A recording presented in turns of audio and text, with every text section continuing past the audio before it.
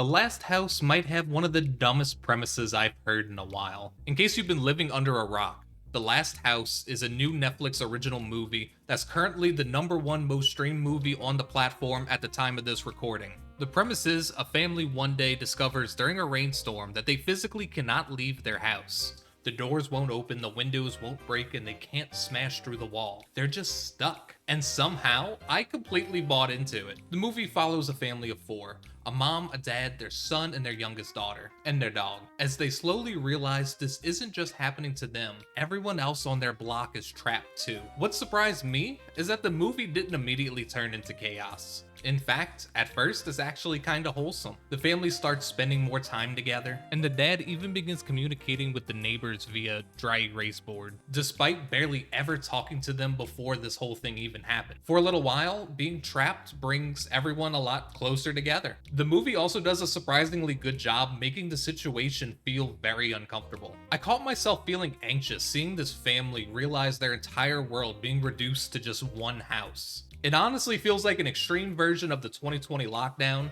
except this family doesn't have Warzone with the boys to keep them sane. And of course, that wholesome period ends once the family starts running low on food. That's when The Last House became my kind of movie. I am an absolute sucker for these creative survival stories. And watching the family figure out how to keep themselves alive was honestly my favorite part. The father is an engineer. So once the situation seems to be permanent, he starts building all kinds of cool little contraptions around the house. When the situation gets extremely desperate and the mom begins collapsing due to starvation, the father figures out how to fish for animals using the chimney, using crude lines and hooks that they can lower outside to catch meat without ever leaving the house. It sounds insane when you explain it out loud, but watching him figure out these problems is really cool. Every new obstacle becomes an excuse to see what the dad was going to invent next. As more time passes, the lack of human activity outside causes wildlife to take over the neighborhood. You see deer and even bears wandering through what used to be normal suburban streets, while the cul-de-sac slowly fills with plants and vegetation. There is a significant time jump, but I never had a problem with it because it felt necessary. The story isn't about surviving in a house for a couple of weeks. Eventually, years have passed. By that point, the family had gotten so good at surviving that they had basically automated their food and water supply. And that's where the movie gets interesting in a different way. Once survival is no longer the immediate problem, the family has to figure out whether this is simply their life now. The parents seem mostly content with staying inside. They have food, water, and a system that just works. The son never really accepts it, and after years of living there, escaping becomes increasingly important to him. I like that because it raises a simple question. If you're completely safe but you can never leave, are you actually living? The movie doesn't turn his escape into a giant subplot. It's more about showing that everyone adapted differently. The father changes quite a bit too. Early on, he's focused on keeping everyone together. But once survival becomes their entire existence, that responsibility starts consuming him. He becomes so obsessed with keeping the systems running and making sure everyone stays alive that he slowly stops becoming a husband and a father. He eventually realizes what is happening and pulls himself back, but I like that survival itself became another thing that could damage the family. He becomes so good at keeping everyone alive that surviving basically replaces his living. Eventually, the family becomes more distant as time goes on, with the mom feeling like the person trying the hardest to keep the family connected. There's also one moment involving the family dog that is extremely depressing. Eventually, they run out of the medication the dog needs to survive, and rather than letting it continue suffering, they put it down.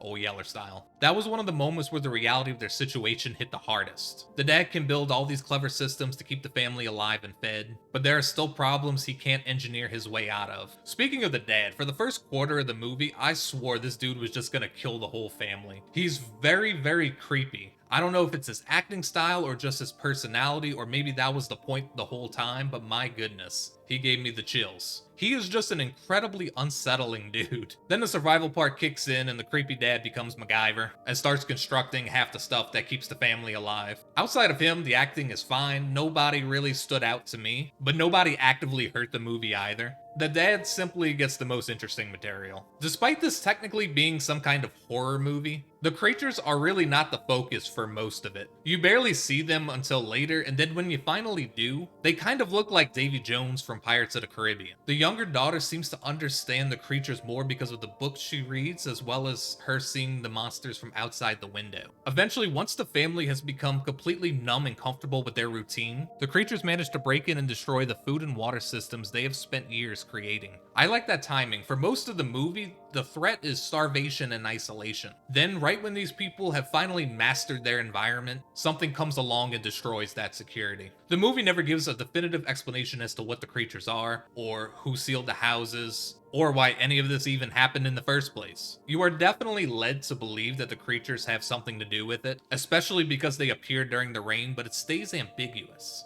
And honestly, I was okay with that. Would I have liked an explanation? Sure. But there's a very real possibility, especially with these kinds of movies, where the explanation just makes the entire movie 5 times worse because it's so goddamn stupid. Sometimes the mystery is better than the answer. The ending keeps things open enough for a spin-off. Do I personally need one? I think I'm perfectly happy with this being just one weird standalone story. And basically that's where I landed with The Last House. The premise is ridiculous, the performances are mostly okay, and the larger mystery never gets fully explained. But I had a good time with it. Watching this family go from being trapped, to struggling, to eventually creating an entire way of life inside one house was exactly the kind of survival movie nonsense that just works for me. I probably wouldn't rush to watch it again, but I'm definitely glad I watched it once. And sometimes, especially with a Netflix movie you randomly turn on one night, that's more than enough. Anyways guys, thank you guys so much for watching. If you enjoyed, please make sure to leave a like, hit that subscribe button.